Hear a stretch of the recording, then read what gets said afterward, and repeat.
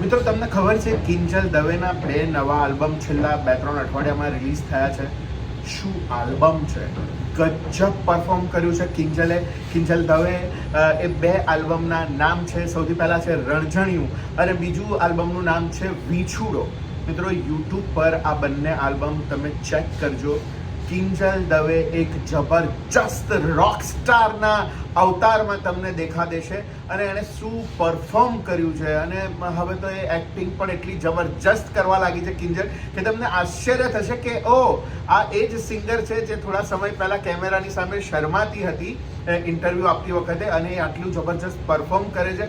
મિત્રો આ બંને આલ્બમ બહુ જ સુંદર છે અને મેં કહ્યું એમ કિંજલ રોકસ્ટાર અવતારમાં છે. તમે આ આલ્બમ જોજો યુટ્યુબ ઉપર, વાયરલ થઈ ગયા છે બંને.